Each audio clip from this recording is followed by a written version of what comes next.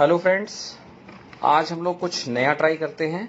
ये एक स्टोन मेरे पास रखा हुआ था, काफ़ी हैवी है ये। और ये वही स्टोन्स होते हैं जो आपको नदी के किनारे मिल जाते हैं। इसको हमने वाइट पेंट करना स्टार्ट कर दिया है। एक बेस बना लेंगे और बेस बनाने के लिए वाइट एक्रेलिक्स यूज़ करेंगे डायरेक्ट, विदाउट टेकिंग वाटर। इससे क्या होगा कि जब आप कोई कलर इस पे यूज़ करेंगे तो बहुत ही अच्छी फिनिशिंग में आएगा और डिफरेंट डिफरेंट चीज़ें आप इससे क्रिएट कर सकते हो।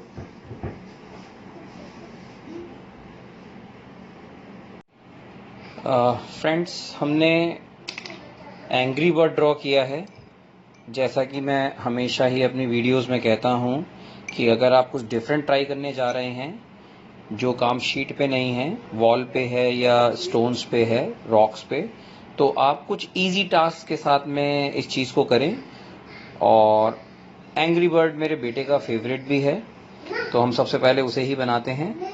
हमने इसके लिए स्कारलेट, क्रिम्सन रेड और येलो ले लिया है।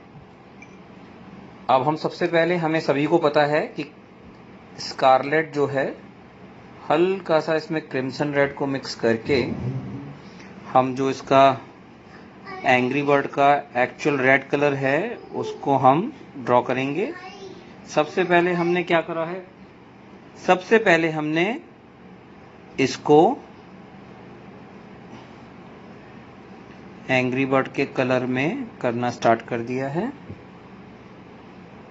जहाँ जहाँ पे हमें एंग्री बर्ड का मेन कलर हमें रिक्वायर्ड है, हम वहाँ पे इस कलर को स्प्रेड कर रहे हैं। और ये एक प्रकार से आपके लिए एक शो पीस सा भी रेडी हो जाएगा, जिसे आप अपनी स्टडी टेबल पे भी रख सकते हैं। आप कुछ अगर डिफरेंट बनाना चाहते हैं तो उसको आप अपनी डाइनिंग टेबल पे भी रख सकते हैं।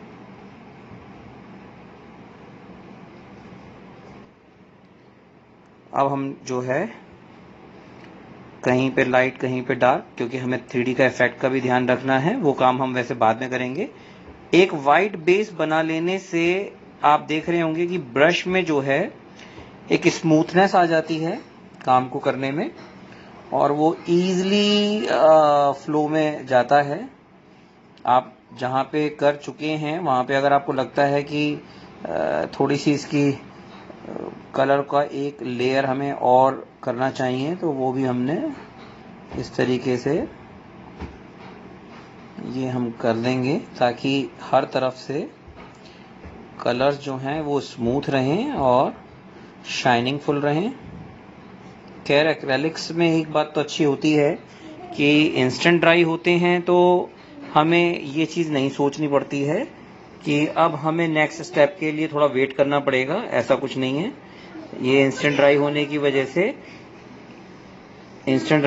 वजह से हम लोग स्टेप बाय स्टेप चलते रहते हैं।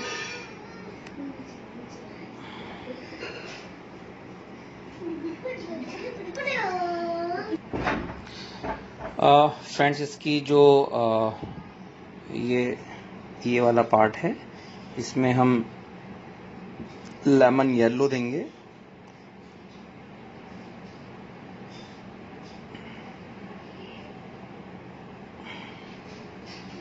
सबसे अच्छी चीज़ क्या है कि जब आप डिफरेंट डिफरेंट चीज़ें ट्राई करते हैं, तो एक तो आपका कॉन्फिडेंस बिल्डअप होता है, और शीट वर्क करते करते सम टाइम आपको एक बोरिंगनेस आ जाती है कि भाई मुझे तो कुछ और करने का मन कर रहा है। तो वो ही चीज़ है कि अगर आप ये सब चीज़ें ट्राई करते हैं तो आपके लिए कुछ डिफरेंट हो जाएगा और इंटरेस्टिंग सा बन जाता है।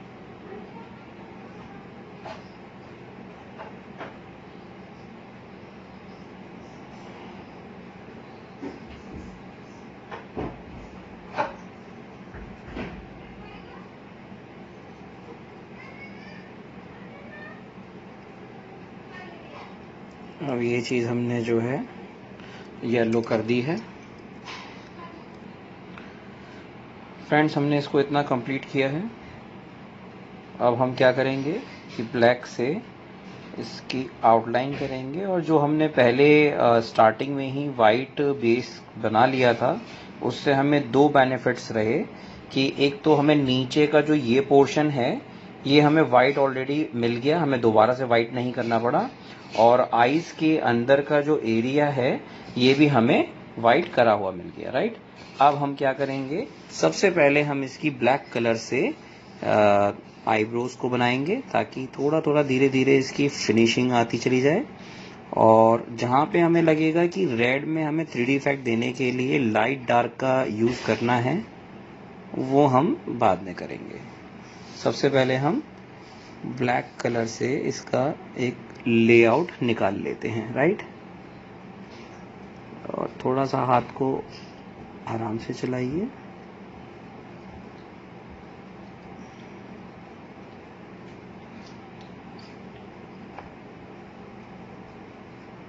पानी का ज़्यादा इस्तेमाल नहीं करेंगे, थोड़ा सा सिर्फ टचिंग के लिए लीजिए।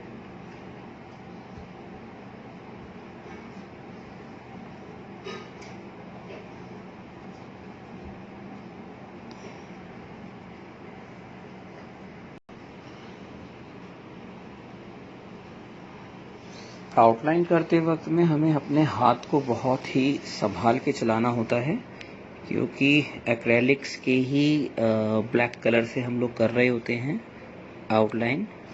इसमें आप 2 नंबर का ब्रश यूज़ कर सकते हैं, क्योंकि 0 नंबर या 1 नंबर कहने में आसान लगते हैं लेकिन वो बहुत ज़्यादा पतले हो जाते हैं, और आपको आउटलाइन फिर 2-2, 3-3 बार करनी पड़ती है। अब जैसे हमने इसमें जो है आउटलाइनिंग थोड़ी सी मोटी करी है, ताकि जो हमारा कैरेक्टर है वो अच्छे से उसकी आउटलाइनिंग विजुअल हो और वो देखने में लुक वाइज सही लगे, राइट। और इस तरीके से भी यहाँ पे इसके बाल हैं, और इस तरह से ये हमने अपना एंग्री बर्ड फिलहाल रेडी किया है। और अब हम इसमें लाइट डार्क का इफेक्ट लेने के लिए जो हमारे पास ये क्रिम्सन रेड है, इसी रेड में हल्का सा ब्लैक मिक्स करके थोड़ा सा इसको ही डार्कर करके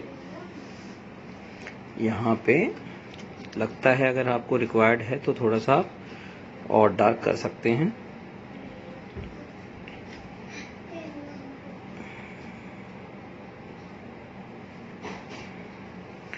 ये इस तरीके से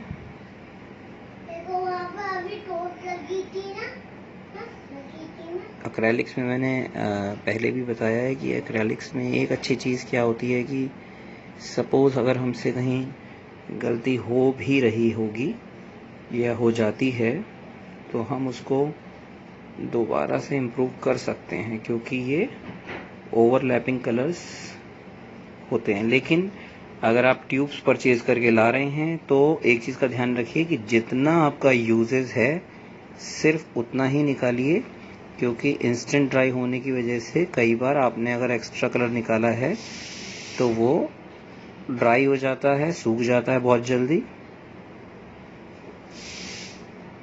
और फिर आपके वो किसी काम का नहीं रहता। इसलिए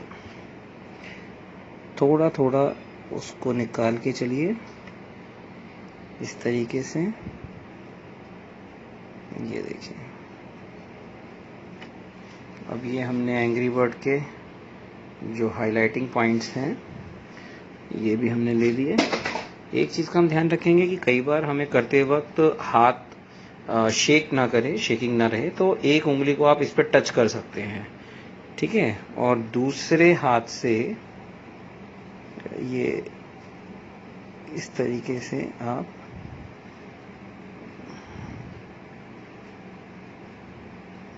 कलर थोड़ा सा हमें और मिक्स करना पड़ेगा।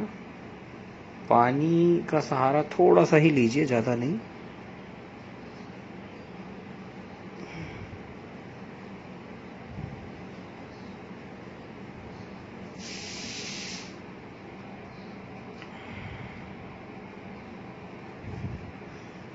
इस तरीके से, और अब आपको लगता है कि थोड़ा सा में रेड और होना चाहिए तो आप रेड और मिक्स कर सकते हैं।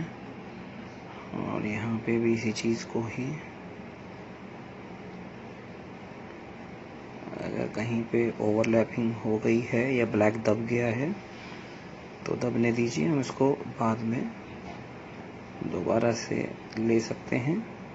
ये एक हमारी फ़नी एक्टिविटी में भी इंक्लूड हो सकती है ये एक्टिविटी, और आप इस तरीके की चीज़ें अपने फ्रेंड्स को गिफ्ट भी कर सकते हैं। ज़रूरी नहीं है कि आप एंग्री बर्ड ही बनाएं, और भी आप अदर कैरेक्टर्स ड्रॉ कर सकते हैं। इसके अलावा जो भी आपको कैरेक्टर लगता है कि ये आपकी लाइकिंग में आता है, वो चीज़ आप कर सकते हैं।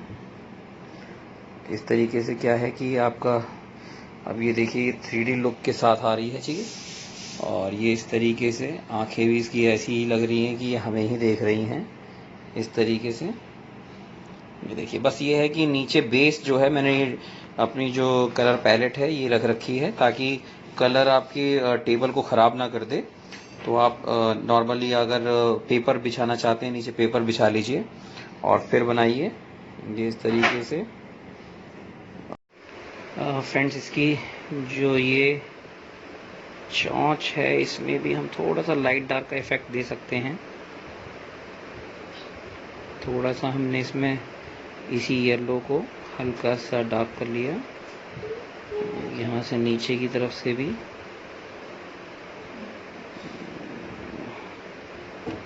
और हल्का सा इसमें रेड का टच मारते हुए कलर को अपने हल्का सा डार्क करते हुए।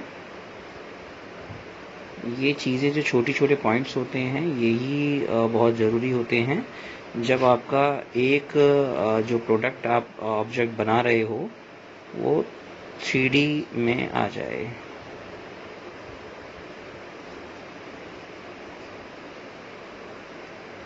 इस तरीके से अब आपको लगता है कि थोड़ा सा मुझे इसे और मिक्स करना चाहिए, तो कुछ नहीं है, सिंपल सा तरीका है। आप अपना येलो अगेन वापस ले लीजिए और धीरे धीरे इसके साथ में ही टचिंग दे दीजिए।